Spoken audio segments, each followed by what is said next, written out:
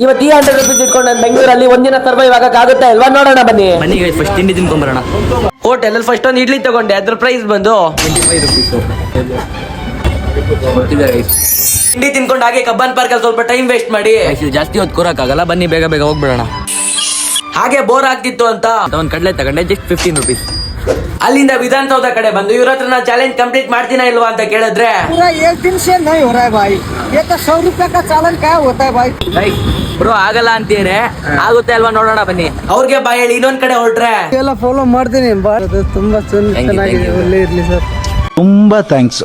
ಅಲ್ಲಿಂದ ಕಂಠೀರವ ಸ್ಟೇಡಿಯಂ ಕಡೆ ಹೋಗಿ ಅಲ್ಲೊಂದ್ ಸ್ವಲ್ಪ ಟೈಮ್ ವೇಸ್ಟ್ ಮಾಡಿ ಮಧ್ಯಾಹ್ನ ಆಗಿತ್ತು ಅಂತ ಊಟ ಹುಡುಕ್ತಾ ಫೈನಲಿ ಒಂದ್ ಕಡೆ ಸಿಕ್ತು ಅಂತ ಒಂದ್ ಪ್ಲೇಟ್ ಕುಷ್ಕ ತಗೊಂಡೆ, ಅದು ಪ್ರೈಸ್ ಬಂದು ಜಸ್ಟ್ 30 ರೂಪೀಸ್. ಬೆಳಗ್ಗೆ ತಿಂಡಿ ಮತ್ತೆ ಊಟ ಆಯ್ತು, ಇನ್ನು ಉಳಿದಿರೋ 30 ರೂಪೀಸ್. ಅದ್ರಲ್ಲಿ ನಾನು ಸರ್ವೈವ್ ಆಗ್ತೀನಾ ಇಲ್ವಾ ಅಂತ ಮುಂದೆ ನೋಡೋಣ ಬನ್ನಿ. ಆಮೇಲೆ ಅಲ್ಲಿ ಇಲ್ಲಿ ಸುತ್ತಾಡ್ಕೊಂಡು ಸ್ವಲ್ಪ ಟೈಮ್ ವೇಸ್ಟ್ ಮಾಡಿ ಉಳಿದಿರೋ 30 ರೂಪೀಸ್ ಅಲ್ಲಿ ನಮ್ಗೆ ಊಟ ಹುಡುಕ್ಬೇಕು, ಎಲ್ಲಿ ಅಂತ ಗೊತ್ತಿಲ್ಲ, ಹುಡ್ಕೋಣ ಬನ್ನಿ.